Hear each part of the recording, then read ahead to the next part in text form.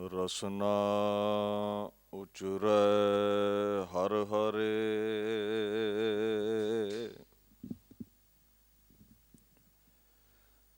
ਗੁਣ ਗੋਵਿੰਦ ਵਖਿਆਨਾ।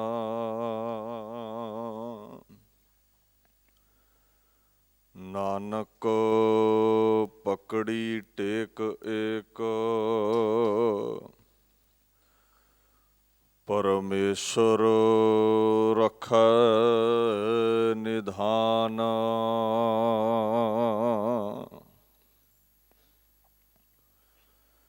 ਏਕ ਬਸਤ ਦੀਜੈ ਕਰ ਮਇਆ,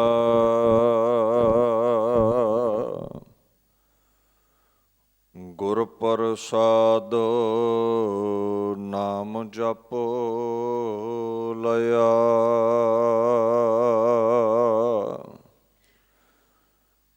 ਤਾਂ ਕੀ ਉਪਮਾ ਕਹੀ ਨਾ ਜਾਏ,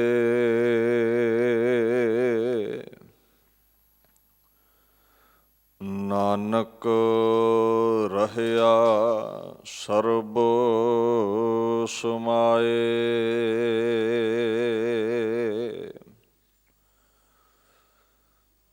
ਚਵਰ ਛਤਰ ਤਖਤ ਦੇ ਮਾਲਕ ਸਾਹਿਬ ਸ੍ਰੀ ਗੁਰੂ ਗ੍ਰੰਥ ਸਾਹਿਬ ਜੀ ਦੀ ਪਵਿੱਤਰ ਹਜ਼ੂਰੀ ਵਿੱਚ ਸੁਭਾਏਮਾਨ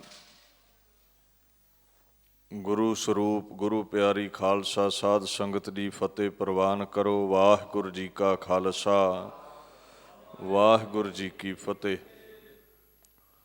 ਧੰਨ ਧੰਨ ਸ੍ਰੀ ਗੁਰੂ ਗ੍ਰੰਥ ਸਾਹਿਬ ਸੱਚੇ ਪਾਤਸ਼ਾਹ ਜੀ ਦੇ ਪਵਿੱਤਰ ਹਜ਼ੂਰੀ ਦੇ ਵਿੱਚ ਸ਼੍ਰੀ ਗੁਰੂ ਹਰਕ੍ਰਿਸ਼ਨ ਮਹਾਰਾਜ ਜੀ ਦੇ ਪਵਿੱਤਰ ਅਸਥਾਨ ਗੁਰਦੁਆਰਾ ਸ਼੍ਰੀ ਬੰਗਲਾ ਸਾਹਿਬ ਵਿਖੇ ਆਪ ਸੰਗਤਾਂ ਸੁਭਾਏਮਾਨ ਹੋ।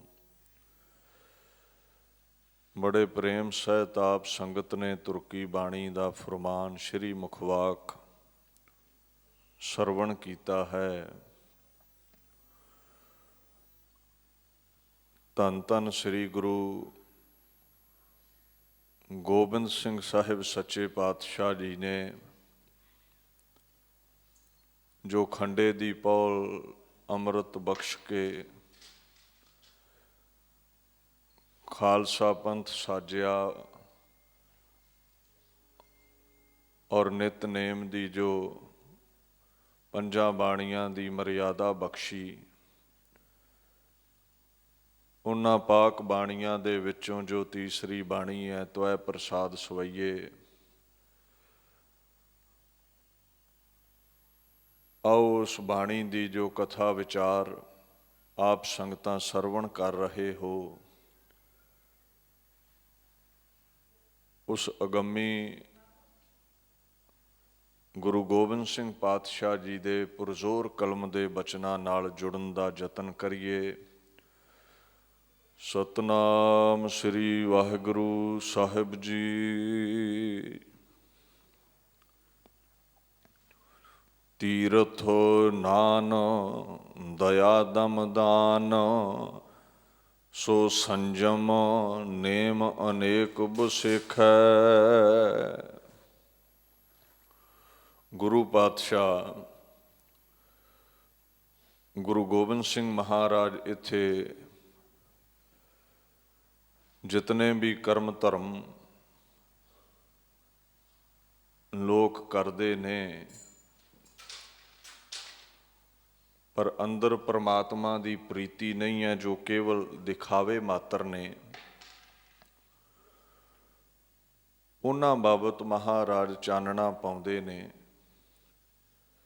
ਕਹਿੰਦੇ ਜਿਤਨੇ ਵੀ ਕਰਮ ਨੇ, ਤੀਰਥ ਹੈ, ਦਾਨ ਪੁੰਨ, ਸੰਜਮ, ਨੇਮ,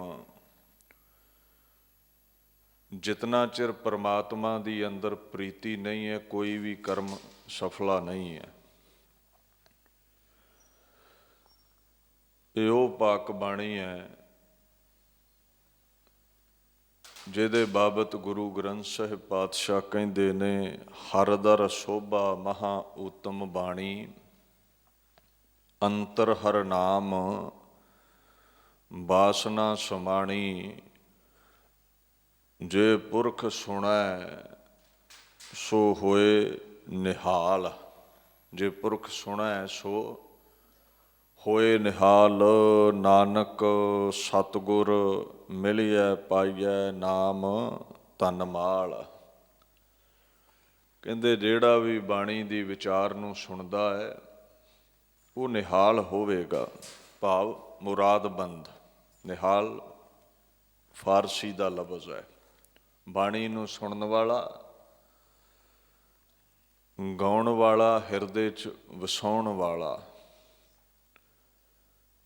ਨਿਹਾਲ ਹੋਵੇਗਾ, ਭਾਵ ਉਹਦੀ ਹਰ ਮੁਰਾਦ ਪੂਰੀ ਹੋਵੇਗੀ, ਕਾਮਯਾਬ ਹੋਵੇਗਾ। ਉਹਦੇ ਜੀਵਨ ਵਿੱਚ ਕੋਈ ਵਿਘਨ ਨਹੀਂ ਰਹਿੰਦਾ, ਪੂਰਨ ਕਾਮ। ਸੋ ਮਹਾਰਾਜ ਦੀ ਜਿਹੜੀ ਇਹ ਪਵਿੱਤਰ ਬਾਣੀ ਹੈ, ਮਹਾਰਾਜ ਕਹਿੰਦੇ ਦੇਖੋ ਇਹ ਨਾਮ ਦਾ ਪ੍ਰਤਾਪ ਹੈ। ਜੇ ਨਾਮ ਨਹੀਂ, ਪ੍ਰਭੂ ਦਾ ਪ੍ਰੇਮ ਨਹੀਂ, ਬੰਦਗੀ ਨਹੀਂ, ਤੇ ਕਾਮਯਾਬੀ ਨਹੀਂ। ਫਿਰ ਤੀਰਥ ਵਰਤ ਰੱਖੇ ਕਿਸੇ ਕੰਮ ਆਉਣ ਵਾਲੇ ਨਹੀਂ। ਕਹਿੰਦੇ ਲੋਕ ਕੀ ਕਰਦੇ ਨੇ, ਤੀਰਥ ਨਾਨ। ਜੇ ਤੇ ਥੱਥੇ ਦੇ ਥੱਲੇ ਔਂਕੜ ਹੁੰਦਾ ਤੇ ਇਹਦਾ ਮਤਲਬ ਸਿੰਗੂਲਰ ਹੋਣਾ ਸੀ, ਭਾਵ ਇੱਕ ਤੀਰਥ। ਇੱਥੇ ਔਂਕੜ ਨਹੀਂ ਹੈ, ਸੋ ਬਹੁ ਵਚਨ ਹੈ। ਬਥੇਰਿਆਂ ਤੀਰਥਾਂ ਦੇ ਉੱਤੇ ਜਾ ਕੇ ਇਸ਼ਨਾਨ ਕਰਦੇ ਨੇ। ਤੀਰਥ ਹੈ ਕੀ ਹੈ? ਦੇਖੋ, ਜਿੱਥੇ ਕਿਸੇ ਮਹਾਂਪੁਰਸ਼ ਨੇ ਬੰਦਗੀ ਕੀਤੀ ਉਹ ਜਗ੍ਹਾ ਤੀਰਥ ਬਣ ਜਾਂਦੀ ਹੈ। ਹੁਣ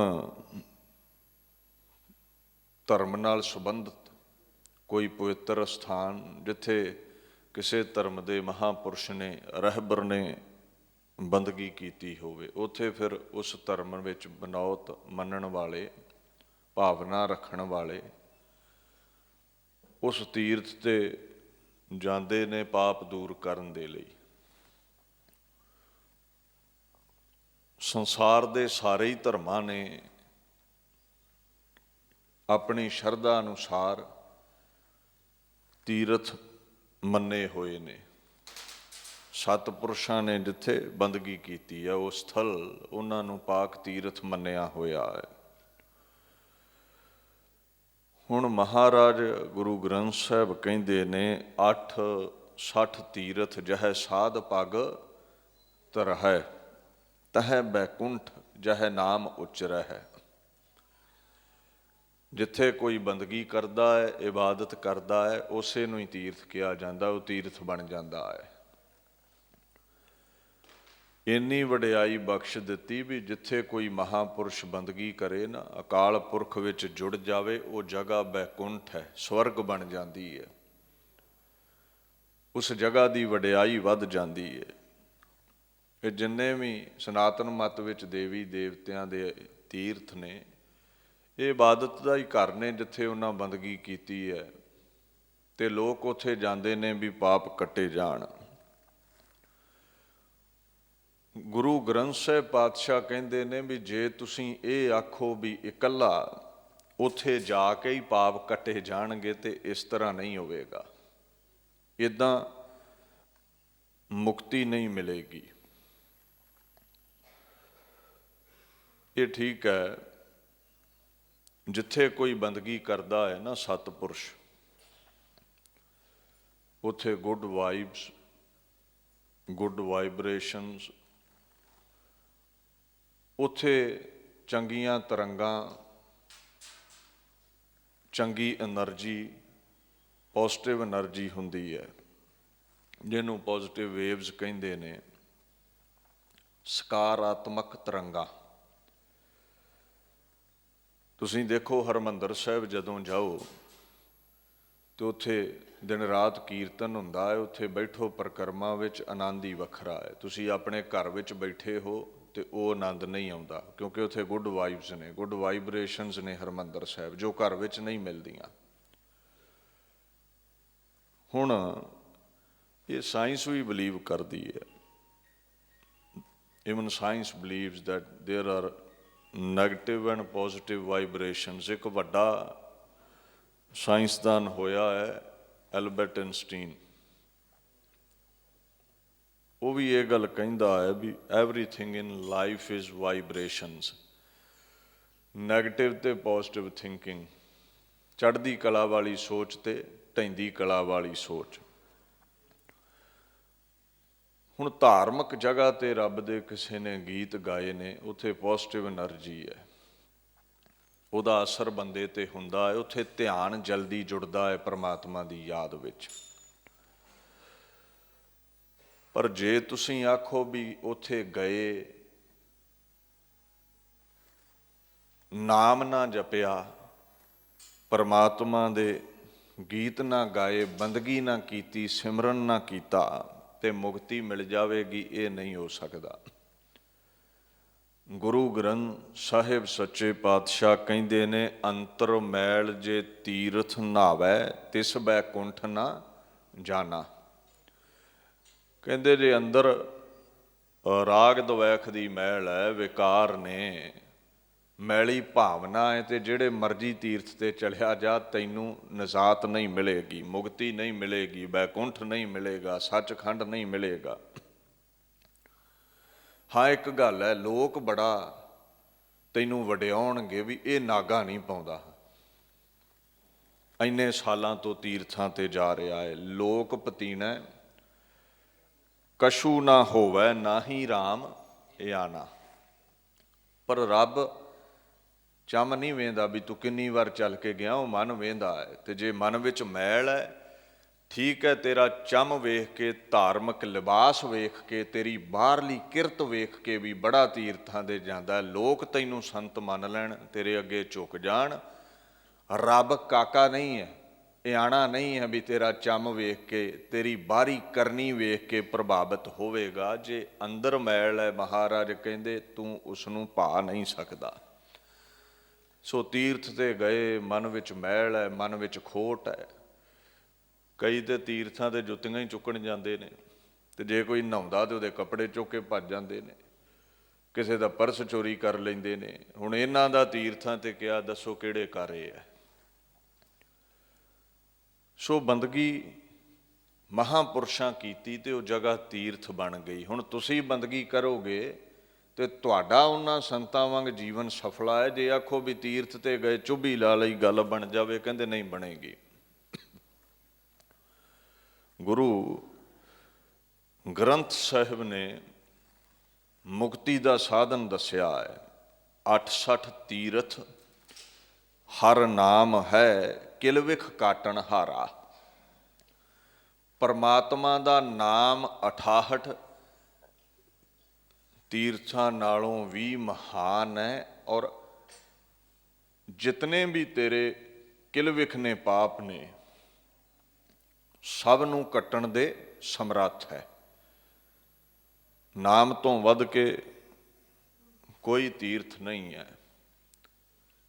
ਨਾਮ ਦੀ ਇਹ ਬਰਕਤ ਹੈ। Name of the lord is the eradicator of the sins. ਸਾਰੇ ਹੀ ਪਾਪਾਂ ਨੂੰ ਮਿਟਾਉਣਾ ਹੈ, ਤੇ ਕਹਿੰਦੇ ਨਾਮ ਜਪ।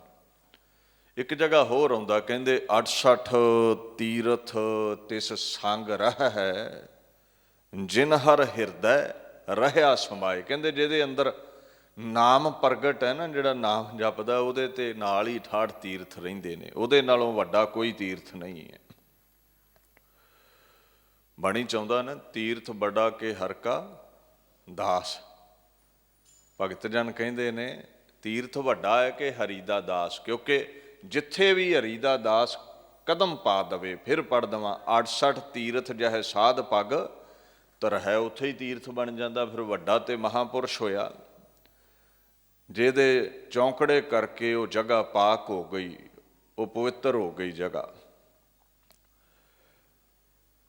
ਸੋ ਮਹਾਰਾਜ ਕਹਿੰਦੇ ਨੇ, ਦੇਖ ਬੜੇ ਤੀਰਥ ਨਾ ਲਏ, ਦਇਆ ਦਮ ਦਾਨ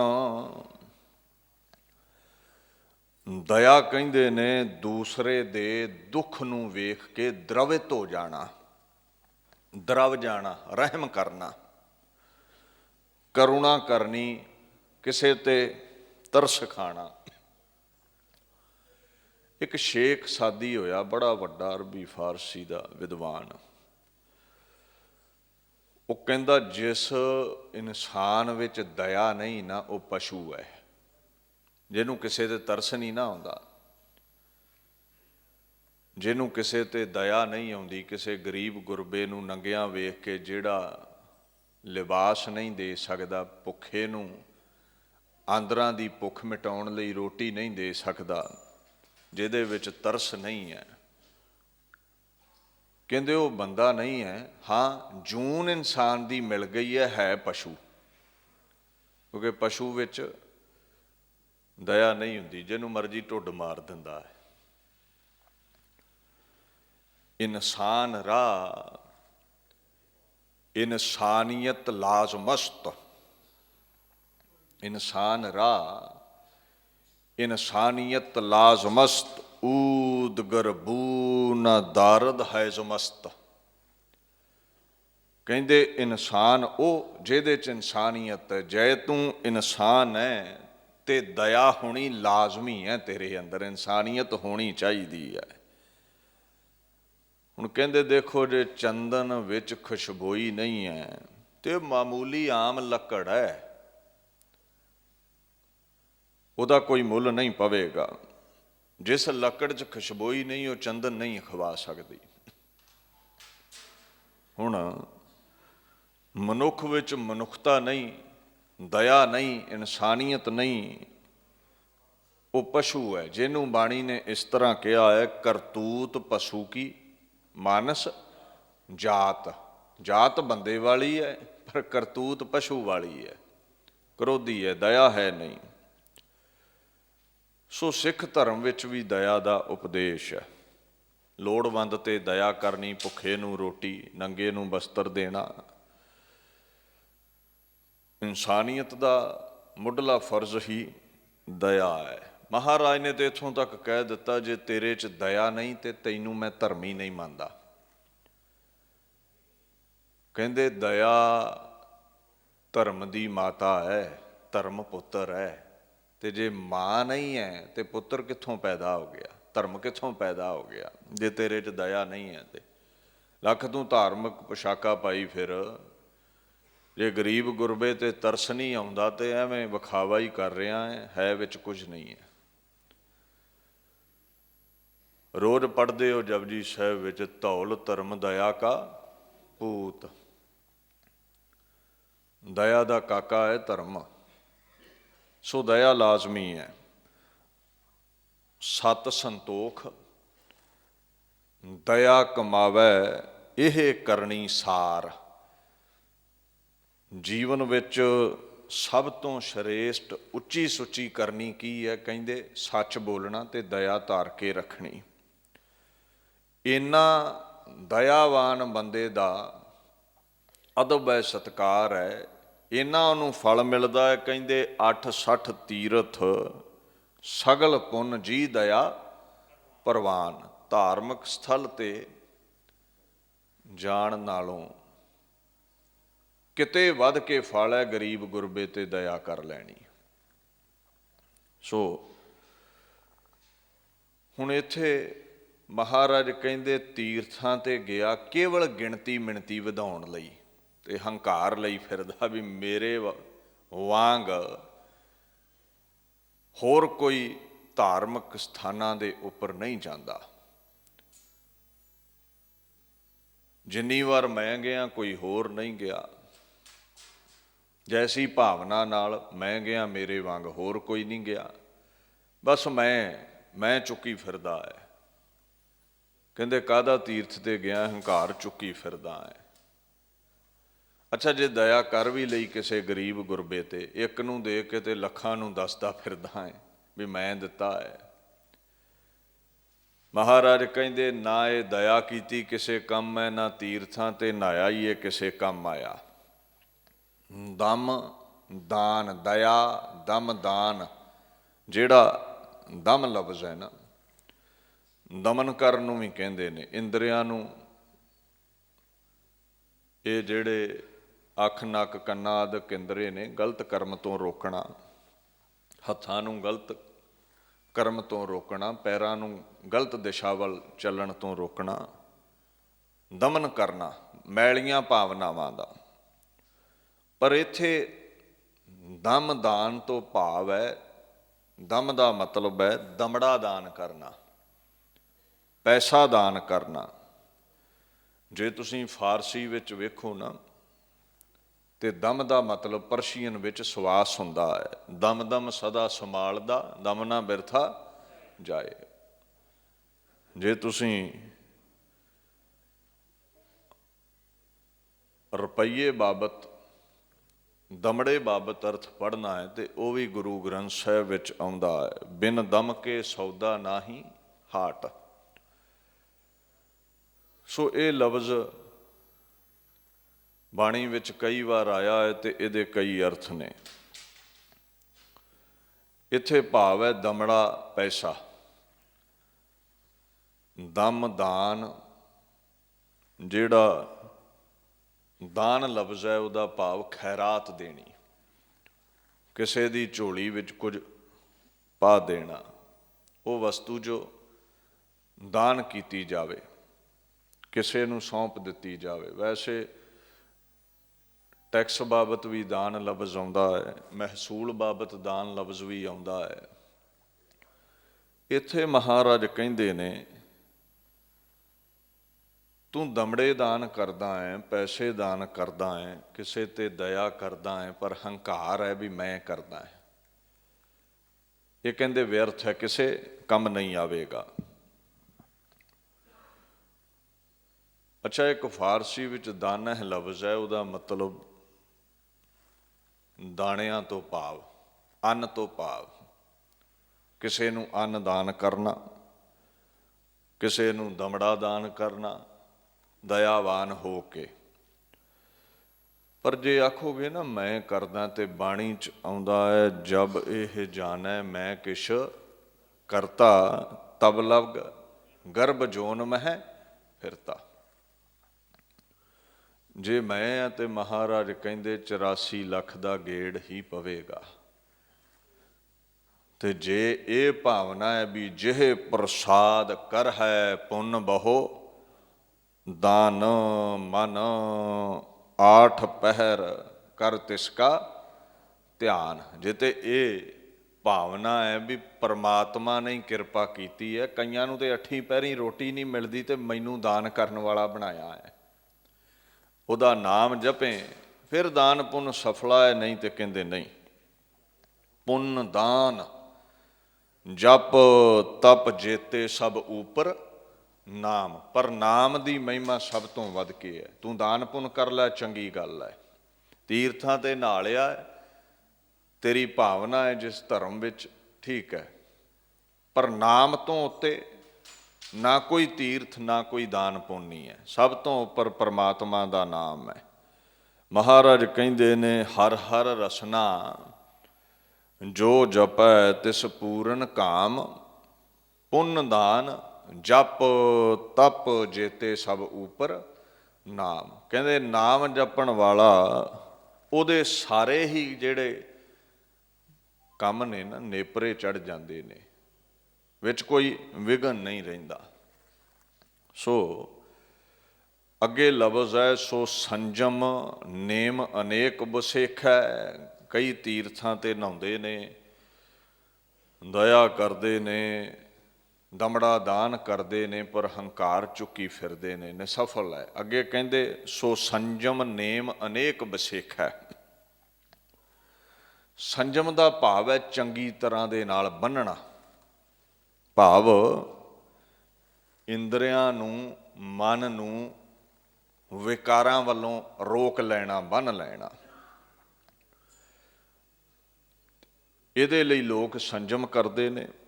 ਕੋਈ ਬਰਫ਼ ਵਿੱਚ ਸਮਾਧੀ ਲਾਉਂਦਾ ਹੈ, ਕੋਈ ਹਿਮਾਲਿਆ ਤੇ ਚਲਿਆ ਜਾਂਦਾ ਹੈ, ਸਮਾਧੀ 'ਚ ਸਥਿਤ ਹੋ ਕੇ ਆਪਣੀਆਂ ਵਾਸ਼ਨਾਵਾਂ ਨੂੰ ਰੋਕਦੇ ਨੇ, ਸਰੀਰ ਦੇ ਨਾਲ ਧੱਕਾ ਕਰਦੇ ਨੇ। ਮਹਾਰਾਜ ਕਹਿੰਦੇ ਇੱਥੇ ਬੜੇ ਸੰਜਮ ਕਰਨ ਵਾਲੇ ਨੇ।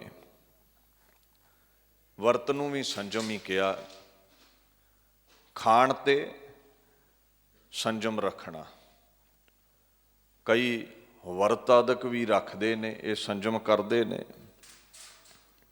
ਆਂਦਰਾਂ ਨੂੰ ਦੁੱਖ ਦਿੰਦੇ ਨੇ। ਸੋ ਇਹ ਜਿਹੜਾ ਸੰਜਮ ਹੈ, ਸਿੱਖੀ 'ਚ ਸੰਜਮ ਕੀ ਹੈ? ਮਨ ਨੂੰ, ਇੰਦਰੀਆਂ ਨੂੰ ਕਾਮ, ਕ੍ਰੋਧ, ਲੋਭ, ਮੋਹ, ਹੰਕਾਰ, ਵਿਕਾਰਾਂ ਤੋਂ ਰੋਕਣਾ, ਪਰ ਧੱਕੋ ਜ਼ੋਰੀ ਨਹੀਂ, ਸਜ਼ਾ ਦੇ ਕੇ ਨਹੀਂ। ਮਹਾਰਾਜ ਕਹਿੰਦੇ ਬਸ ਸਹਿਜ ਦੇ ਨਾਲ ਬੈਠ ਕੇ ਨਾਮ ਜਪੋ, ਤੇ ਨਾਮ ਦੀ ਬਰਕਤ ਐਸੀ ਹੈ ਜਿਵੇਂ ਹਾਥੀ ਦੇ ਉੱਤੇ ਕੁੰਡਾ ਕਾਬਜ ਹੁੰਦਾ ਹੈ, ਨਾਮ ਮਨ ਤੇ ਕਾਬਜ ਹੋ ਜਾਂਦਾ ਹੈ।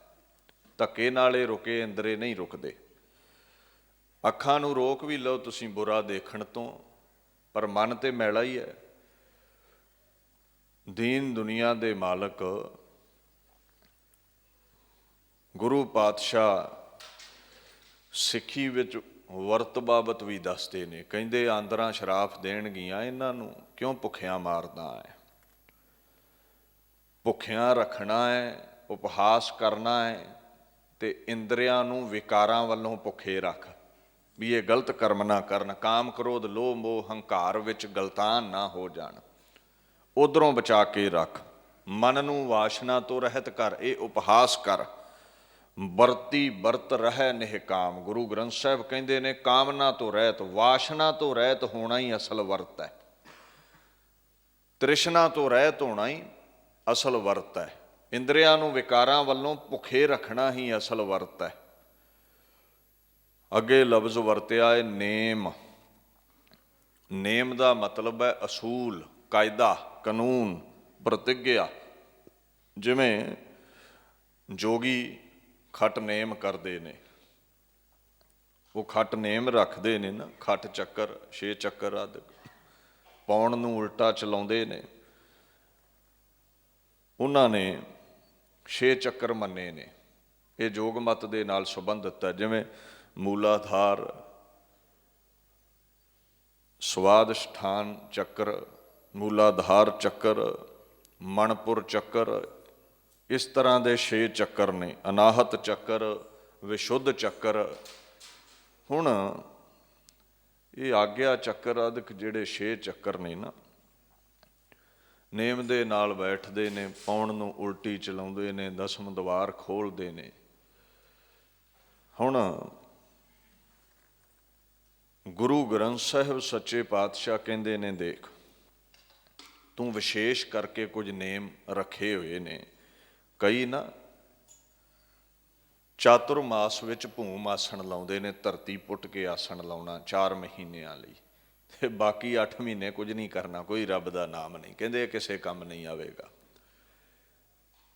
ਇਹ ਨੇਮ ਰੱਖੇ ਕਿਸੇ ਕੰਮ ਨਹੀਂ ਆਉਣੇ। ਸਿੱਖੀ ਵਿੱਚ ਨੇਮ ਕੀ ਹੈ? ਬਿਨਾਂ ਨਾਗਾ ਸਹਿਜ ਦੇ ਨਾਲ ਬੈਠ ਕੇ ਪਰਮਾਤਮਾ ਦੇ ਗੀਤ ਗਾਉਣੇ।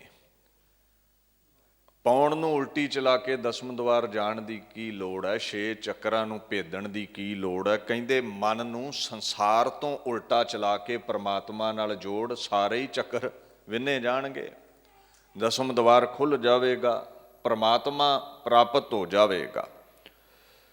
ਕਬੀਰ ਜੀ ਨੇ ਵੀ ਬੜਾ ਸੁੰਦਰ ਕਿਹਾ ਹੈ। ਕਹਿੰਦੇ ਸਵਾਸ ਉਲਟੇ ਚੜਾਉਣ ਨਾਲ ਕੀ ਹੈ? ਮਨ ਨੂੰ ਉਲਟਾ ਚਲਾ, ਪਰਮਾਤਮਾ ਦੇ ਨਾਲ ਜੋੜ, ਸੰਸਾਰ ਵੱਲੋਂ ਤੋੜ ਕੇ। ਉਲਟਤ ਪਵਨ ਚੱਕਰ ਖਟ ਭੇਦੇ, ਸੁਰਤ ਸੁਨ ਅਨੁਰਾਗੀ। ਸੁਰਤ ਨੂੰ ਪਰਮਾਤਮਾ ਦੇ ਨਾਲ ਜੋੜ ਲੈਣਾ, ਅਨੁਰਾਗ ਪ੍ਰੀਤੀ ਪੈਦਾ ਕਰ ਲੈਣੀ, ਮਨ ਅੰਦਰ ਪਰਮਾਤਮਾ ਦੇ ਪ੍ਰਤੀ ਸੰਸਾਰ ਤੋਂ ਵਿਪਰੀਤ ਨਿਰੰਕਾਰ ਵੱਲ ਮਨ ਨੂੰ ਚਲਾ ਲੈਣਾ। ਇਹੀ 6 ਚੱਕਰ ਭੇਦਣੇ ਨੇ। ਇਹਦੇ ਨੂੰ ਵੱਡਾ ਕੋਈ ਨੇਮ ਨਹੀਂ ਹੈ, ਕੋਈ ਕਰਮ ਨਹੀਂ ਹੈ। ਫਿਰ ਕੀ ਹੋਵੇਗਾ? ਆਵੈ ਨਾ ਜਾਵੈ, ਮਰੈ ਨਾ ਜੀਵੈ, ਤਾ ਸੋ ਖੋਜ ਬੈਰਾਗੀ। ਫਿਰ ਤੇਰਾ ਆਵਾਗਮਨ ਮਿਟ ਜਾਵੇਗਾ, ਅਸਲ ਵੈਰਾਗੀ ਤੂੰ ਬਣ ਜਾਵੇਂਗਾ। ਪਰਮਾਤਮਾ ਵਿੱਚ ਅਭੇਦ ਹੋ ਗਿਆ, ਅਸਲ ਮੁਕਤੀ ਫਿਰ ਮਿਲੇਗੀ। ਹੋਰਾਂ ਨੇਮਾਂ ਨਾਲ ਮੁਕਤੀ ਨਹੀਂ ਮਿਲਣੀ। ਮੇਰੇ ਮਨ ਹੀ ਉਲਟ ਸਮਾਨਾ। ਉਲਟਾ ਚੱਲ ਪਾ ਸੰਸਾਰ ਵੱਲੋਂ, ਅਕਾਲ ਪੁਰਖ ਦੇ ਨਾਲ ਜੁੜ ਪਾ। ਗੁਰ ਪ੍ਰਸਾਦ ਅਕਲ ਭਈ ਅਵਰੋ, ਨਾਤਰ ਥਾਂ ਬੇਗਾਨਾ। ਸੋ ਸਿੱਖ ਜਗਤ ਅੰਦਰ ਨੇਮ ਕੀ ਹੈ? ਮਨ ਨੂੰ ਪਰਮਾਤਮਾ ਨਾਲ ਜੋੜ ਲੈਣਾ। ਹੁਣ ਕਹਿੰਦੇ ਤੂੰ ਦਇਆ ਕੀਤੀ, ਦਮੜੇ ਦਾਨ ਕੀਤੇ, ਤੀਰਥਾਂ ਤੇ ਗਿਆ, ਦਇਆ ਕੀਤੀ, ਦਮੜੇ ਦਾਨ ਕੀਤੇ ਤੇ ਕਿਹਾ ਮੈਂ ਕਰਨ ਵਾਲਾ ਹਾਂ। ਸੰਜਮ ਰੱਖਿਆ, ਕਿਹਾ ਮੈਂ ਬੜਾ ਸੰਜਮੀ ਆ, ਮੈਂ ਇੰਦਰੇ ਰੋਕ ਲਏ ਨੇ। ਨੇਮ ਰੱਖੇ, ਮੈਂ ਬੜਾ ਨੇਮੀ ਆ, ਬੜਾ ਮੇਰਾ ਚੌਂਕੜਾ ਹੈ। ਕਰਮ ਧਰਮ ਕੀਤੇ ਤੇ ਇਸ ਲਈ ਪਰਮਾਤਮਾ ਮਿਲੇ, ਪਰ ਉਹ ਹੰਕਾਰ ਵੱਧ ਗਿਆ। ਤੇ ਕਹਿੰਦੇ ਜਿਸ ਮਨ ਦੇ ਭਾਂਡੇ ਵਿੱਚ ਹੰਕਾਰ ਹੈ ਉੱਥੇ ਰੱਬ ਨਹੀਂ ਟਿਕਦਾ। ਵਾਦ ਅਹੰਕਾਰ ਨਾਹੀਂ ਪ੍ਰਭ ਮੇਲਾ। ਜਿੱਥੇ ਹੰਕਾਰ ਹੈ ਉੱਥੇ ਪ੍ਰਭੂ ਦੇ ਨਾਲ ਮੇਲ ਨਹੀਂ ਹੋ ਸਕਦਾ। ਮਨ ਦੇ ਪਾਵਹਿ ਨਾਮ ਸੁਹੇਲਾ। ਜਿੱਥੇ ਮੈਂ ਛੱਡ ਦਿੱਤੀ ਮਨ ਨੇ, ਉੱਥੇ ਨਾਮ ਮਿਲੇਗਾ। ਜਿਸ ਮਨ ਦੇ ਭਾਂਡੇ ਵਿੱਚ ਮੈਂ ਹੈ ਉੱਥੇ ਰੱਬ ਨਹੀਂ ਬਹਿੰਦਾ। ਭਾਂਡਾ ਤੇ ਅੱਗੇ ਭਰਿਆ ਹੰਕਾਰ ਨਾਲ। ਜਿੱਥੇ ਹੰਕਾਰ ਨਹੀਂ ਪਰਮਾਤਮਾ ਉੱਥੇ ਬਹਿੰਦਾ ਹੈ। ਠੀਕ ਹੈ, ਤੂੰ ਦਾਨ ਪੁੰਨ ਕਰ ਲੈ ਭਾਈ, ਤੇਰੀ ਜਿਸ ਧਰਮ ਵਿੱਚ ਭਾਵਨਾ ਹੈ ਉਹਦੇ ਤੀਰਥਾਂ ਤੇ ਤੂੰ ਚਲਿਆ ਜਾ। ਜਿੰਨਾ ਚਿਰ ਮੈਂ ਹੈ ਰੱਬ ਨਹੀਂ ਮਿਲੇਗਾ। ਕੋਈ ਵੀ ਕਰਮ ਕਰੇ ਪਰਮਾਤਮਾ ਦੀ ਜੇ ਪ੍ਰੀਤੀ ਹੈ ਅੰਦਰ, ਫਿਰ ਸਫਲਾ ਹੈ। ਸਭ ਤੀਰਥ ਵਰਤ ਜਗ ਪੁੰਨ ਤੋ ਲਾਹਾ। ਕਹਿੰਦੇ ਇੱਕ ਗੱਲ ਦਾ ਖਿਆਲ ਰੱਖੀ, ਹਰ ਹਰ ਨਾਮ ਨਾ ਪੁੱਜੈ ਹੈ ਪੁਜਾਹਾ। ਇੱਕ ਤਕੜੀ ਵਿੱਚ ਤੀਰਥਾਂ ਤੇ ਜਾਣਾ ਪਾ ਲੈ। ਸੰਜਮ, ਨੇਮ, ਦਮੜੇ ਦਾਨ, ਇਹ ਸਾਰੇ ਕਰਮ ਪਾ ਲੈ। ਤੇ ਇੱਕ ਤਕੜੀ ਵਿੱਚ ਨਾਮ ਪਾ ਲੈ। ਨਾਮ ਦੇ ਬਰਾਬਰ ਕੋਈ ਕਰਮ ਨਹੀਂ ਹੈ। ਸੋ ਨਾਮ ਜਪਿਆ ਕਰ, ਕਹਿੰਦੇ ਸਾਰੇ ਕਰਮ ਧਰਮ ਵਿੱਚੇ ਆ ਜਾਣਗੇ। ਐਸੀ ਮਹਾਨਤਾ ਹੈ ਨਾਮ ਦੀ। ਜਿਸ ਦੇ ਕੋਲ ਨਾਮ ਧਨ ਹੈ, ਜਿਹਦੇ ਕੋਲ ਬੰਦਗੀ ਹੈ, ਹਰ ਹਰ ਜਾਪ ਤਾਪ ਬ੍ਰਤ ਨੇਮਾ। ਵਰਤ ਨੇਮ ਵਿੱਚ ਹੀ ਆ ਗਏ। ਜਿਹਦੇ ਕੋਲ ਹਰੀ ਦਾ ਜਾਪ ਹੈ, ਹਰ ਹਰ ਧਿਆਏ ਕੁਸਲ ਸਭ ਖੇਮਾ। ਨਾਮ ਨੂੰ ਜਪਣ ਵਾਲਾ ਜਿਹੜਾ ਹੈ, ਕੁਸਲ ਤੋਂ ਭਾਵ ਹੈ ਉਹਨੂੰ ਸੁਖ ਮਿਲਿਆ। ਖੇਮ ਤੋਂ ਭਾਵ ਹੈ ਰੱਖਿਆ ਭਈ ਉਸਦੀ, ਵਿਕਾਰਾਂ ਤੋਂ ਬਚ ਗਿਆ, ਰੋਗਾਂ ਸੋਗਾਂ ਤੋਂ ਬਚ ਗਿਆ ਜਿਹਦੇ ਕੋਲ ਨਾਮ ਹੈ। ਅੱਗੇ ਮਹਾਰਾਜ ਕਹਿੰਦੇ ਨੇ, ਵੇਦ ਪੁਰਾਨ ਕਤੇਬ ਕੁਰਾਨ, ਜ਼ਮੀਨ ਜ਼ਮਾਨ ਸਬਾਨ ਕੇ ਪੇਖੈ। ਪੁਰਾਣ ਕਹਿੰਦੇ ਨੇ ਹਿੰਦੂ ਵੀਰਾਂ ਦੇ ਅੰਦਰ ਜੋ ਪ੍ਰਾਚੀਨ ਗ੍ਰੰਥ ਨੇ, ਪੁਰਾਣੀਆਂ ਸਾਖੀਆਂ ਜੋ ਨੇ, 18 ਪੁਰਾਣ ਗਿਣੇ ਗਏ ਨੇ। ਪ੍ਰਾਚੀਨ ਪ੍ਰਸੰਗ, ਵੱਡਿਆਂ ਵਡੇਰਿਆਂ ਦੀਆਂ ਜਿਹੜੀਆਂ ਸਾਖੀਆਂ ਨੇ ਸਨਾਤਨ ਮੱਤ ਅੰਦਰ। ਕਤੇਬ ਕੁਰਾਨ, ਚਾਹੇ ਵੇਦ ਨੇ, 4 ਵੇਦ ਨੇ ਸਨਾਤਨ ਮੱਤ ਦੇ ਧਾਰਮਿਕ ਗ੍ਰੰਥ, ਚਾਹੇ ਪੁਰਾਣ ਨੇ, ਪ੍ਰਾਚੀਨ ਸਾਖੀਆਂ ਨੇ। ਕਤੇਬ ਕੁਰਾਨ, ਕੁਰਾਨ ਉਹ ਪੁਸਤਕ, ਉਹ ਕਿਤਾਬ ਜੋ ਪੜ੍ਹਨ ਯੋਗ ਹੈ। ਮੁਸਲਮਾਨ ਵੀਰਾਂ ਦਾ ਧਾਰਮਿਕ ਗ੍ਰੰਥ ਜੋ ਹੈ, ਕਹਿੰਦੇ ਜੋ ਪਰਮਾਤਮਾ ਵੱਲੋਂ ਹਜ਼ਰਤ ਮੁਹੰਮਦ ਜੀ ਨੂੰ ਬੋਲ ਪ੍ਰਾਪਤ ਹੋਏ। ਕਹਿੰਦੇ ਤੂੰ ਵੇਦਾਂ ਨੂੰ ਘੋਖ ਲਿਆ, ਪੁਰਾਣ ਘੋਖ ਲਈ, ਖੋਜ ਕਰ ਲਈ, ਕੁਰਾਨ ਪੜ੍ਹ ਲਈ। ਜ਼ਮੀਨ ਜ਼ਬਾਨ ਸਬਾਨ ਕੇ ਪੇਖੈ। ਜ਼ਮੀਨ ਇਸ ਧਰਤੀ ਦੇ ਜਿੰਨੇ ਵੀ ਧਾਰਮਿਕ ਗ੍ਰੰਥ ਨੇ, ਅੱਗੇ ਲਫ਼ਜ਼ ਹੈ ਜ਼ਮਾਨ। ਤੇ ਜਿਹੜਾ ਜ਼ਮਾਨ ਲਫ਼ਜ਼ ਹੈ ਨਾ, ਜ਼ਮਾਨ ਦਾ ਭਾਵ ਹੈ ਆਸਮਾਨ। ਹੁਣ ਮਹਾਰਾਜ ਗੁਰੂ ਗੋਬਿੰਦ ਸਿੰਘ ਪਾਤਸ਼ਾਹ ਕਹਿੰਦੇ ਨੇ, ਆਸਮਾਨ ਮਾਤ ਲੋਕ ਕਿਧਰੇ ਵੀ ਦੌੜ, ਜਿਤਨੇ ਵੀ ਪ੍ਰਚਲਿਤ ਧਾਰਮਿਕ ਗ੍ਰੰਥ ਨੇ, ਕਹਿੰਦੇ ਤੂੰ ਪੜ੍ਹ ਲਾ ਇਹ ਸਾਰੇ। ਜ਼ਮਾਨ ਲਫ਼ਜ਼ ਸਮੇਂ ਲਈ ਵੀ ਆਇਆ ਹੈ। ਜੇ ਤੁਸੀਂ ਅਰਬੀ ਵਿੱਚ ਪੜ੍ਹੋ ਨਾ, ਵੇਲੇ ਨੂੰ ਵੀ ਕਹਿੰਦੇ ਨੇ ਸਮੇਂ ਨੂੰ। ਜ਼ਮੀਨ ਜ਼ਮਾਨ, ਇਸ ਜ਼ਮੀਨ ਤੇ ਮਾਤ ਲੋਕ ਤੇ ਜਿੰਨੇ ਵੀ ਜ਼ਮਾਨ ਨੇ, ਸਮੇਂ ਨੇ, ਭਾਵ ਪਿੱਛੇ ਭੂਤਕਾਲ ਜਾਂ ਅੱਜ ਦਾ ਸਮਾਂ ਹੈ, ਭਵਾਨ ਹੈ, ਵਰਤਮਾਨ ਹੈ, ਕੋਈ ਵੀ ਸਮਾਂ ਹੈ, ਕਿਸੇ ਵੀ ਸਮੇਂ ਦੇ ਕਿਸੇ ਵੀ ਧਰਮ ਦੇ ਤੂੰ ਧਾਰਮਿਕ ਗ੍ਰੰਥ ਪੜ੍ਹ ਲਏ, ਖੋਜ ਕਰ ਲਈ। ਕਹਿੰਦੇ ਅਸੀਂ ਦੇਖੇ ਹੋਏ ਨੇ ਸਾਰੇ। ਅੱਗੇ ਮਹਾਰਾਜ ਆਖਣ ਲੱਗੇ, ਸਰਬਗਤਾ ਦੇ ਨਾਲ ਲੋਕ ਪਰਲੋਕ ਦੇ ਵੀ ਧਾਰਮਿਕ ਗ੍ਰੰਥ ਭਾਵੇਂ ਪੜ੍ਹ ਲਏ। ਪੌਨ ਆਹਾਰ ਜਤੀ ਜਤ ਧਾਰ, ਸਭੈ ਸੋ ਵਿਚਾਰ ਹਜ਼ਾਰਕ ਦੇਖੈ। ਬੜੀ ਵਿਦਿਆ ਪੜ੍ਹ ਲਈ, ਧਾਰਮਿਕ ਗ੍ਰੰਥ ਪੜ੍ਹ ਲਏ। ਹੁਣ ਇੱਕ ਐਸੇ ਕਈ ਅਭਿਆਸੀ ਪੁਰਸ਼ ਹੁੰਦੇ ਨੇ ਜੋ ਆਕਸੀਜਨ ਦੇ ਵਿੱਚੋਂ, ਹਵਾ ਦੇ ਵਿੱਚੋਂ ਹੀ ਡਾਈਟ ਲੈ ਲੈਂਦੇ ਨੇ, ਪੌਣ ਆਹਾਰੀ ਹੋ ਜਾਂਦੇ ਨੇ। ਪੌਣ ਦੇ ਆਧਾਰ ਤੇ ਜਿਉਣਾ ਸਿੱਖ ਲੈਂਦੇ ਨੇ, ਭੋਜਨ ਦੀ ਇਹਨਾਂ ਨੂੰ ਲੋੜ ਨਹੀਂ ਰਹਿੰਦੀ। ਐਸੀ ਅਵਸਥਾ ਹਾਸਲ ਹੋ ਗਈ। ਇਹ ਤੇ ਵੇਖੋ ਸਾਇੰਟੀਫਿਕ ਗੱਲ ਹੈ ਨਾ, it's the scientific thing. We mostly need oxygen for living. ਜਿਉਣ ਲਈ ਕੀ ਚਾਹੁੰਦੇ ਹੋ? ਆਕਸੀਜਨ ਹੀ ਚਾਹੀਦੀ ਹੈ ਨਾ। ਪੌਣ ਦੇ ਆਸਰੇ ਤੇ ਪ੍ਰਮਾਤਮਾ ਜ਼ਿੰਦਾ ਰੱਖ ਲੈਂਦਾ ਹੈ ਕਈਆਂ ਨੂੰ, ਤੇ ਉਹਦੀ ਕਿਰਪਾ ਹੋਵੇ ਤੇ ਬਿਨਾਂ ਪੌਣ ਤੋਂ ਵੀ ਜ਼ਿੰਦਾ ਰਹਿ ਸਕਦਾ ਹੈ ਇਨਸਾਨ। ਤੁਸੀਂ ਰੋਜ਼ ਤੇ ਪੜ੍ਹਦੇ ਹੋ, ਪ੍ਰਭ ਭਾਵੈ ਬਿਨ ਸਾਸ ਤੇ ਰਾਖੇ। ਪ੍ਰਮਾਤਮਾ ਕਰ ਸਕਦਾ ਹੈ, ਇਫ ਇਟ ਪਲੀਜ਼ਿਜ਼ ਗੋਡ। ਜੇ ਰੱਬ ਨੂੰ ਚੰਗਾ ਲੱਗਦਾ ਹੈ ਤੇ ਕਹਿੰਦੇ ਉਹਦੇ ਵਿੱਚ ਇਹ ਤਾਕਤ ਹੈ, ਉਹ ਤੈਨੂੰ ਰੱਖ ਸਕਦਾ ਹੈ ਸਵਾਸਾਂ ਤੋਂ ਬਿਨਾਂ ਵੀ। ਹੁਣ ਮਹਾਰਾਜ ਗੁਰੂ ਗੋਬਿੰਦ ਸਿੰਘ ਪਾਤਸ਼ਾਹ ਕਹਿੰਦੇ ਕਈ ਪੌਣ ਆਹਾਰੀ ਹੋ ਗਏ, ਉਹਨਾਂ ਦੇ ਵਿੱਚ ਇਹ ਬਰਕਤ ਆ ਗਈ, ਇਹ ਤਾਕਤ ਆ ਗਈ, ਉਹ ਪੌਣ ਦੇ ਆਸਰੇ ਰਹਿਣਾ ਸਿੱਖ ਗਏ। ਵੇਖੋ ਇੱਕ ਦ੍ਰਿਸ਼ਟਾਂਤ ਹੈ, ਜਿਹੜਾ ਸੱਪ ਹੁੰਦਾ ਹੈ ਨਾ, ਲੰਮਾ ਸਮਾਂ ਪਾਣੀ ਤੋਂ ਬਿਨਾਂ ਰਹਿ ਸਕਦਾ ਹੈ। ਹੁਣ ਪਾਣੀ ਤੇ ਉਹਨੂੰ ਛੇਤੀ ਕੀਤਿਆਂ ਕਿਸੇ ਨੇ ਪੀਣ ਨਹੀਂ ਦੇਣਾ। ਜੇ ਖੂਹ ਕੋਲ ਗਿਆ ਤੇ ਉੱਥੇ ਵੀ ਕਿਸੇ ਨੇ ਇੱਟਾ ਰੋੜਾ ਮਾਰ ਕੇ ਮਾਰ ਦੇਣਾ, ਕਿਉਂਕਿ ਜ਼ਹਿਰੀਲਾ ਬੜਾ, ਲੋਕ ਡਰਦੇ ਨੇ। ਜ਼ਹਿਰੀਲੇ ਸੁਭਾਅ ਦਾ ਹੈ, ਨਾ ਕਿਸੇ ਨੇ ਨਲਕੇ ਦੇ ਕੋਲ ਹੀ ਫੜਕਣ ਦੇਣਾ ਹੈ, ਨਾ ਖੂਹ ਦੇ ਕੋਲ ਹੀ, ਨਾ ਮੋਟਰ ਦੇ ਕੋਲ ਹੀ, ਨਾ ਟੈਂਕੀ ਦੇ ਕੋਲ ਹੀ। ਵੇਖਦਿਆਂ ਹੀ ਲੋਕ ਮਾਰ ਦਿੰਦੇ ਨੇ। ਉਹਦੇ ਇੱਦਾਂ ਧਿਆਇਆ ਹੀ ਮਰ ਜਾਵੇਗਾ। ਪਰ ਪਰਮਾਤਮਾ ਨੇ ਇੱਕ ਇਹਦਾ ਵੀ ਹੱਲ ਕੱਢਿਆ ਹੈ। ਸੱਪ ਦੇ ਨਾ ਤਾਲੂਏ ਕੋਲ ਇੱਕ ਛਾਲਾ ਹੁੰਦਾ ਹੈ ਅੰਦਰ। ਹੁਣ ਉਹ ਜਿਹੜਾ ਛਾਲਾ ਹੈ, ਜਿਸ ਤੋਂ ਜ਼ਹਿਰ ਪੈਦਾ ਹੁੰਦਾ ਹੈ, ਉਹ ਬੰਦੇ ਮਾਰਨ ਨੂੰ ਨਹੀਂ ਲਾਇਆ ਰੱਬ ਨੇ ਉਹਨੂੰ। ਉਹਦਾ ਇੱਕ ਕਾਰਨ ਹੈ, ਉਹ ਇੱਕ ਐਸਾ ਸਾਲਟ ਉਸ ਛਾਲੇ ਵਿੱਚ ਹੈ ਵੀ ਜਦੋਂ ਸੱਪ ਮੂੰਹ ਖੋਲ੍ਹਦਾ ਹੈ ਨਾ, ਹਵਾ ਟਕਰਾਉਂਦੀ ਹੈ ਉਸ ਛਾਲੇ ਦੇ ਨਾਲ, ਤੇ ਉਸ ਛਾਲੇ ਦੇ ਨਾਲ ਹਵਾ ਟਕਰਾ ਕੇ ਸਪਰਸ਼ ਖਾ ਕੇ ਪਾਣੀ ਦਾ ਰੂਪ ਅਖਤਿਆਰ ਕਰ ਲੈਂਦੀ ਹੈ।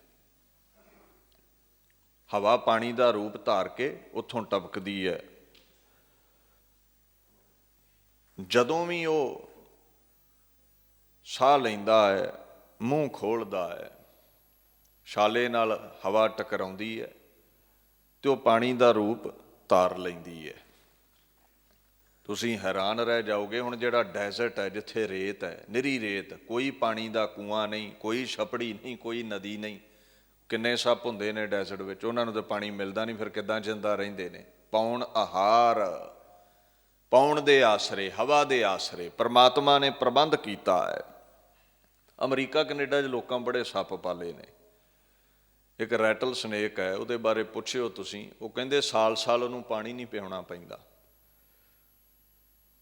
ਜਿਹੜੇ ਘਰਾਂ 'ਚ ਸੱਪ ਪਾਲੇ ਨੇ ਨਾ ਬਾਹਰਲੇ ਮੁਲਕਾਂ ਦੇ ਲੋਕਾਂ, ਬੋਤਲ ਨਾਲ ਮਾੜਾ ਮੋਟਾ ਪਾਣੀ ਪਿਆ ਦਿੰਦੇ ਨੇ। ਕਹਿੰਦੇ ਰੈਟਲ ਸਨੇਕ ਨੂੰ ਭਾਵੇਂ ਸਾਲ ਪਾਣੀ ਨਾ ਪਿਆਓ। ਇਹਦਾ ਮਤਲਬ ਪਰਮਾਤਮਾ ਨੇ ਕੋਈ ਪ੍ਰਬੰਧ ਕੀਤਾ ਹੈ ਉਹਦੇ ਲਈ, ਨਹੀਂ ਤੇ ਉਹ ਧਿਆਇਆ ਹੀ ਮਰ ਜਾਵੇ। ਸੋ ਇਸ ਗੱਲ ਦਾ ਤੁਸੀਂ ਖਿਆਲ ਰੱਖਿਓ ਜੀਵਨ ਦਾ ਆਧਾਰ ਪਹਿਲਾ ਕੀ ਹੈ? ਹਵਾ ਚਾਹੀਦੀ ਹੈ, ਫਿਰ ਨਾਲ ਪਾਣੀ ਚਾਹੀਦਾ ਹੈ। ਤੇ ਵੈਸੇ ਵੀ ਇਹ ਜਿਹੜਾ ਪਾਣੀ ਹੈ, ਤੁਸੀਂ ਸਕੂਲਾਂ ਵਿੱਚ ਪੜ੍ਹਦੇ ਹੋ, ਆਕਸੀਜਨ ਤੇ ਹਾਈਡਰੋਜਨ ਦੇ ਮੇਲ ਨਾਲ ਹੀ ਬਣਿਆ ਹੈ ਨਾ, ਹਵਾ ਤੋਂ ਹੀ ਬਣਦਾ ਹੈ ਨਾ। ਸੋ ਕਈ ਮਹਾਂਪੁਰਸ਼ ਐਸੇ ਅਭਿਆਸੀ ਨੇ ਜੋ ਪਾਉਣ ਦੇ ਆਧਾਰ ਤੇ ਜਿਉਣਾ ਸਿੱਖ ਲੈਂਦੇ ਨੇ। ਮਹਾਰਾਜ ਨੇ ਤੇ ਇੱਥੋਂ ਤੱਕ ਕਹਿ ਦਿੱਤਾ, ਕਹਿੰਦੇ ਗੁਰਮੁਖ ਮਹਾਂਪੁਰਸ਼ ਨਾਮ ਰਸ ਨਾਲ ਹੀ ਜਿਉਣ ਲੈਂਦੇ ਨੇ, ਉਹਨਾਂ ਨੂੰ ਭੁੱਖ ਹੀ ਨਹੀਂ ਲੱਗਦੀ। ਅਵਸਥਾ ਹੈ ਆਪੋ ਆਪਣੀ। ਗੁਰਮੁਖ ਅੰਤਰ ਸਹਿਜ ਹੈ, ਮਨ ਚੜਿਆ ਦਸਵੇਂ ਆਕਾਸ। ਤਿੱਥੈ ਊਂਗ ਨਾ ਭੁੱਖ ਹੈ, ਹਰ ਆਤਮ ਨਾਮ ਸੁਖ ਵਾਸ। ਕਿਥੇ ਤਿੱਥੈ ਊਂਗ ਨਾ ਭੁੱਖ ਹੈ, ਉੱਥੇ ਨੀਂਦ ਵੀ ਨਹੀਂ ਆਉਂਦੀ। ਨਾਮ ਰਸ ਐਸੀ ਕਿਰਪਾ ਹੈ, ਚੌਂਕੜਾ ਲਾ ਕੇ ਉਹ ਬੈਠੇ ਰਹਿੰਦੇ ਨੇ, ਉੱਥੇ ਭੁੱਖ ਵੀ ਨਹੀਂ ਲੱਗਦੀ, ਐਸੀ ਕਿਰਪਾ ਹੈ। ਜਿਹੜੇ ਗੁਰਮੁਖ ਨੇ ਨਾ, ਉਹਨਾਂ ਦੀ ਇਹ ਅਵਸਥਾ ਬਣ ਜਾਂਦੀ ਹੈ। ਉਸ ਅਵਸਥਾ ਦੇ ਵਿੱਚ no one feels hungry, no one feels sleepy, ਕਿਸੇ ਨੂੰ ਨੀਂਦ ਨਹੀਂ ਹੈ, ਕਿਸੇ ਨੂੰ ਭੁੱਖ ਨਹੀਂ ਹੈ। ਹੁਣ ਇਹ ਬਾਣੀ ਦਾ ਫੈਸਲਾ ਹੈ, ਐਸੇ ਮਹਾਂਪੁਰਸ਼ ਹੋਣਗੇ। ਸੋ ਇੱਦਾਂ ਦੀ ਅਵਸਥਾ ਹੋਣੀ। ਨਾਨਕ ਦੁੱਖ ਸੁੱਖ ਵਿਆਪਤ ਨਹੀਂ, ਜਿੱਥੈ ਆਤਮ ਰਾਮ ਪ੍ਰਗਾਸ। ਉੱਥੇ ਦੁੱਖ ਸੁੱਖ ਹੀ ਹੈ ਨਹੀਂ, ਆਨੰਦ ਦੀ ਅਵਸਥਾ ਹੈ, ਐਸੀ ਕਿਰਪਾ ਹੈ ਉੱਥੇ। ਸੋ ਮਹਾਰਾਜ ਕਹਿੰਦੇ, ਭਾਈ ਚਾਹੇ ਤੂੰ ਪੌਣ ਆਹਾਰੀ ਹੋ ਜਾ, ਤੇਰੀ ਇੰਨੀ ਉੱਚੀ ਅਵਸਥਾ ਵੀ ਹੋਵੇ। ਪੌਣ ਆਹਾਰ ਜਤੀ ਜਤ ਧਾਰ। ਜਤੀ ਜੋ ਇੰਦਰੀਆਂ ਨੂੰ ਰੋਕ ਲਵੇ, ਜਿਨੇ ਸਾਰਾ ਜੀਵਨ ਇਸਤਰੀ ਦਾ ਸਪਰਸ਼ ਨਹੀਂ ਕੀਤਾ, ਵਿਆਹ ਨਹੀਂ ਕਰਵਾਇਆ, ਹੁਣ ਇੰਦਰੀਆਂ ਨੂੰ ਕਾਬੂ ਕਰਨ ਵਾਲਾ। ਆਪਾਂ ਜ਼ਿਕਰ ਕੀਤਾ ਸੀ ਪਹਿਲੇ ਸਵਈਏ ਵਿੱਚ ਵੀ ਇਹ ਲਫ਼ਜ਼ ਆਇਆ ਸੀ, ਜਤੀ।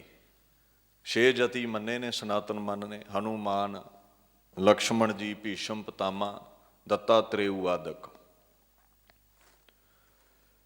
ਇਹ ਗੋਰਖੇ ਭੈਰਵ ਹੋਣੀ ਜਿਹੜੇ ਨੇ ਨਾ, ਇਹ ਜਤੀ ਨੇ। ਖੈਰ ਸਾਡੇ ਸਿੱਖ ਜਗਤ ਅੰਦਰ ਮਰਿਆਦਾ ਹੈ। ਸਾਡੇ ਜਤ ਸਤ ਤੋਂ ਭਾਵ ਹੈ ਇੰਦਰੀਆਂ ਨੂੰ ਬੁਰੇ ਕਰਮ ਤੋਂ ਰੋਕਣਾ।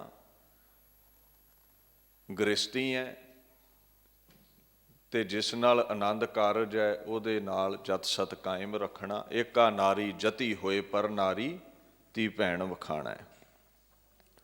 ਮਹਾਰਾਜ ਕਹਿੰਦੇ ਤੂੰ ਜਤੀ ਹੈ, ਜਤ ਦੇ ਧਾਰਨੇ ਵਾਲਾ ਹੈ। ਸਭੈ ਸੋ ਵਿਚਾਰ ਹਜ਼ਾਰਕ ਦੇਖੈ। ਬੜੇ ਬੜੇ ਗ੍ਰੰਥਾਂ ਦੀ ਤੂੰ ਵਿਚਾਰ ਕਰਨ ਵਾਲਾ ਹੈ। ਬੜੀ ਤੂੰ ਵਿਦਿਆ ਪੜ੍ਹਿਆ ਆਇਆ ਹੈ, ਬੜਾ ਤੂੰ ਗਿਆਨੀ ਹੈ। ਹਜ਼ਾਰ ਦਾ ਮਤਲਬ ਆਪਾਂ ਪੰਜਾਬੀ 'ਚ ਵਰਤਦੇ ਹਜ਼ਾਰ, ਪਰ ਇਹ ਫਾਰਸੀ ਦਾ ਲਫ਼ਜ਼ ਹੈ।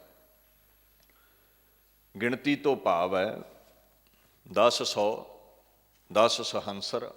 ਕਹਿੰਦੇ ਹਜ਼ਾਰਾਂ ਗ੍ਰੰਥ ਪੜ੍ਹ ਲਏ, ਹਜ਼ਾਰਾਂ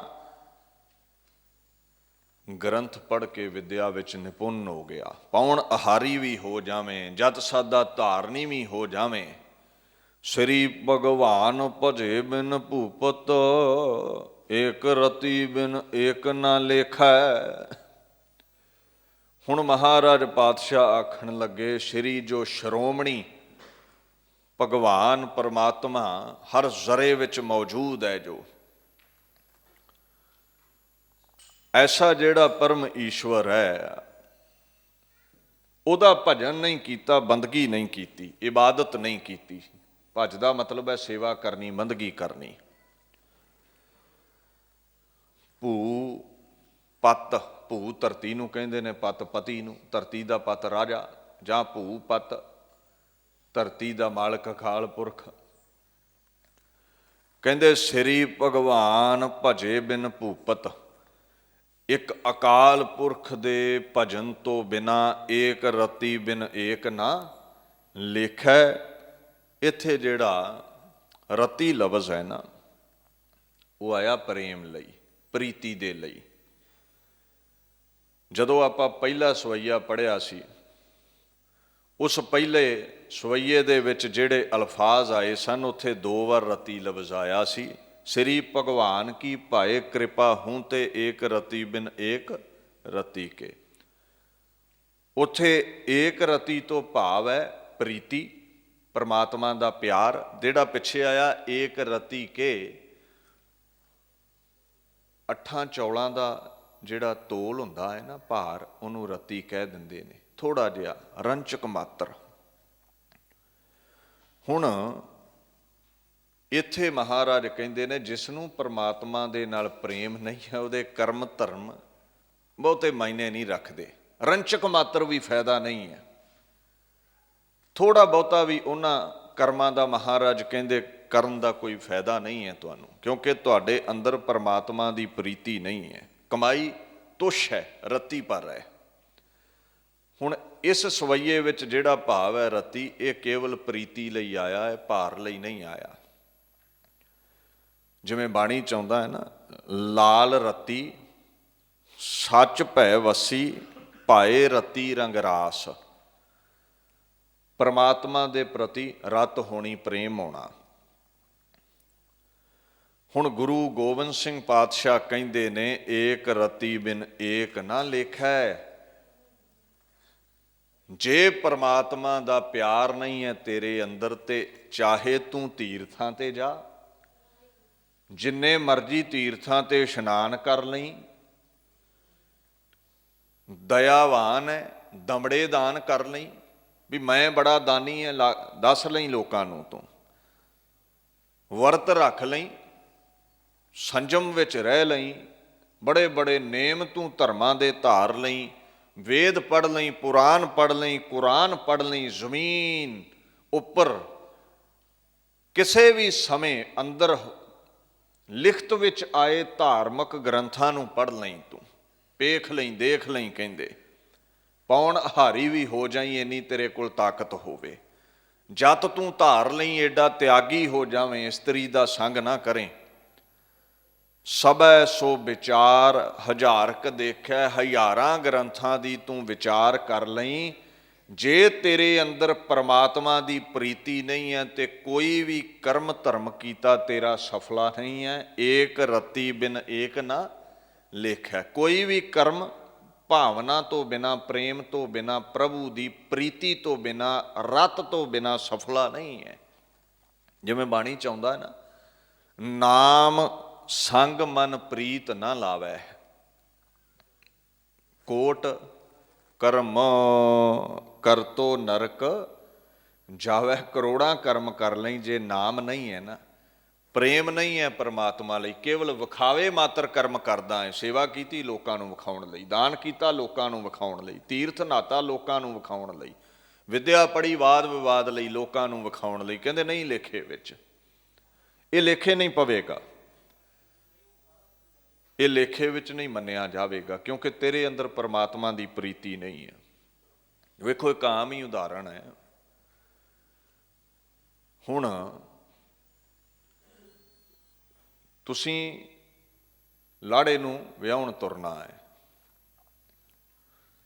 ਜੰਝ ਚੱਲ ਪਈ ਤੇ ਉਹ ਕੁੜੀ ਵਾਲਿਆਂ ਦੇ ਘਰ ਦਾ ਜਾ ਕੇ ਕੁੰਡਾ ਖੜਕਾ ਦਿੱਤਾ ਵੀ ਜਾਂਜੀ ਆ ਗਏ ਨੇ, ਬੱਚੀ ਨੂੰ ਵਿਆਹੁਣ ਆ ਗਏ ਨੇ। ਉਹਨਾਂ ਬੂਹਾ ਖੋਲ੍ਹਿਆ ਤੇ ਪੁੱਛਿਆ ਵੀ ਕਾਕਾ ਕਿੱਥੇ ਹੈ? ਬਰਾਤ ਤੇ ਆ ਗਈ, ਜੰਝ ਤੇ ਆ ਗਈ, ਤੇ ਉਹ ਲਾੜਾ ਕਿੱਥੇ ਹੈ ਜਿਹੜਾ ਕੁੜੀ ਨੂੰ ਵਿਆਹੁਣ ਆਇਆ? ਉਹ ਕਹਿੰਦੇ ਜੀ ਆਹ ਚਾਚਾ ਆ, ਤਾਇਆ ਆ, ਫੁੱਫੜ ਹੈ, ਤੇ ਉਹਨਾਂ ਕੁੱਲ ਜਾਣ ਦੇ ਰਿਸ਼ਤੇਦਾਰ ਗਿਣਾ ਦਿੱਤੇ। ਉਹ ਕਹਿੰਦੇ ਨਹੀਂ ਲਾੜਾ ਕਿੱਥੇ ਹੈ ਜਿਹੜਾ ਲੜਕੀ ਨੂੰ ਵਿਆਹੁਣ ਆਇਆ? ਕਹਿੰਦੇ ਉਹ ਤੇ ਆਇਆ ਨਹੀਂ, ਅਗਲਿਆਂ ਕੁੰਡਾ ਮਾਰ ਕੇ ਦੌੜਾ ਦਿੱਤਾ ਜੰਝ ਨੂੰ ਵੀ ਲਾੜੇ ਤੋਂ ਬਿਨਾਂ ਤੁਹਾਡੀ ਕੋਈ ਕਦਰ ਨਹੀਂ, ਭਾਵੇਂ ਸਾਰੇ ਹੀ ਤੁਰੇ ਫਿਰੋ ਇੱਥੇ। ਲੱਖ ਤੂੰ ਕਰਮ ਧਰਮ ਕਰ ਲਾ, ਜੇ ਪ੍ਰੇਮ ਰੂਪੀ ਲਾੜਾ ਨਹੀਂ ਹੈ ਤੇ, ਜੇ ਪਰਮਾਤਮਾ ਨਾਲ ਤੈਨੂੰ ਪ੍ਰੇਮ ਨਹੀਂ ਹੈ ਤੇ ਫਿਰ ਇਹ ਕਰਮ ਕੀਤੇ ਹੋਏ ਅਜਾਈਂ ਚਲੇ ਜਾਣਗੇ, ਇਹ ਕਿਸੇ ਲੇਖੇ ਵਿੱਚ ਨਹੀਂ। ਸੋ ਇਸ ਗੱਲ ਦਾ ਖਿਆਲ ਰੱਖਿਓ, ਪਰਮਾਤਮਾ ਦਾ ਨਾਮ, ਪਰਮਾਤਮਾ ਦਾ ਭਜਨ, ਪਰਮਾਤਮਾ ਦੀ ਇਬਾਦਤ, ਇਹੀ ਲੇਖੇ ਵਿੱਚ ਪੈਣ ਵਾਲੀ ਹੈ। ਤੇ ਜੇ ਤੂੰ ਪ੍ਰੇਮ ਪਾਵੇਂਗਾ ਪਰਮਾਤਮਾ ਨਾਲ, ਤੇ ਤੇਰੇ ਸਾਰੇ ਹੀ ਕਰਮ ਕੀਤੇ ਸਫਲ। ਤੇ ਜੇ ਪ੍ਰੇਮ ਨਹੀਂ ਹੈ, ਪ੍ਰੀਤੀ ਨਹੀਂ ਹੈ, ਤੇ ਸਾਰੇ ਹੀ ਕਰਮ ਧਰਮ ਮਿੱਟੀ ਹੋ ਜਾਣਗੇ। ਸੋ ਪਾਤਸ਼ਾਹ ਦਾ ਹੁਕਮ ਇਹੀ ਹੈ, ਨਾਮ ਦੇ ਨਾਲ ਪ੍ਰੀਤੀ ਕਰ। ਨਾਮ ਤੋਂ ਵੱਡਾ ਕੋਈ ਤੀਰਥ ਨਹੀਂ ਹੈ, ਨਾਮ ਤੋਂ ਵੱਡਾ ਕੋਈ ਕਰਮ ਧਰਮ ਨਹੀਂ ਹੈ। ਨਾਮ ਦੇ ਵਿੱਚ ਹੀ ਸਾਰੇ ਕਰਮ ਤੇ ਧਰਮ ਆ ਜਾਂਦੇ ਨੇ। ਪਰਮਾਤਮਾ ਦੇ ਨਾਮ ਦੀ ਐਸੀ ਮਹਿਮਾ ਹੈ, ਮਹਾਰਾਜ ਕਹਿੰਦੇ ਉਹਦੀ ਰਤ ਪੈਦਾ ਕਰ ਅੰਦਰ, ਉਹਦਾ ਪ੍ਰੇਮ ਪੈਦਾ ਕਰ ਅੰਦਰ। ਜੇ ਉਸ ਦਾ ਪ੍ਰੇਮ ਅੰਦਰ ਹੋਵੇਗਾ ਪ੍ਰਵਾਨਗੀ ਹੈ, ਨਹੀਂ ਤੇ ਆਖਣ ਲੱਗੇ ਏਕ ਨਾ ਲੇਖੈ, ਲੱਖਾਂ ਕਰਮਾਂ ਚੋਂ ਇੱਕ ਕਰਮ ਵੀ ਲੇਖੇ ਵਿੱਚ ਨਹੀਂ ਹੈ, ਇੱਕ ਕਰਮ ਵੀ ਉਹਦੇ ਦਰ ਤੇ ਪ੍ਰਮਾਣੀਕ ਨਹੀਂ ਹੈ, ਪ੍ਰਵਾਨਗੀ ਨਹੀਂ ਰੱਖਦਾ। ਪ੍ਰੇਮ ਹੈ ਤੇ ਸਾਰੇ ਹੀ ਪ੍ਰਵਾਨ ਹੋ। ਸੋ ਦੀਨ ਦੁਨੀਆ ਦੇ ਮਾਲਕ ਗੁਰੂ ਗੋਬਿੰਦ ਸਿੰਘ ਪਾਤਸ਼ਾਹ ਇੱਥੇ ਨਾਮ ਦੀ ਮਹੱਤਤਾ ਵਿਖਾਉਂਦੇ ਨੇ ਵੀ ਸਿੱਖਾ ਪਰਮਾਤਮਾ ਦੇ ਨਾਮ ਤੋਂ ਉੱਪਰ ਕੁਝ ਨਹੀਂ ਹੈ। ਹੁਣ ਤੁਸੀਂ ਇਸ ਗੱਲ ਨੂੰ ਸਮਝ ਲਓ। ਕਈ ਵੀਰ ਕਹਿ ਦਿੰਦੇ ਨੇ ਇਹ ਦਸਮ ਗ੍ਰੰਥ ਦੀ ਬਾਣੀ ਸਨਾਤਨ ਮਤ ਨਾਲ ਜੋੜਦੀ ਹੈ ਹਿੰਦੂਇਜ਼ਮ ਨਾਲ।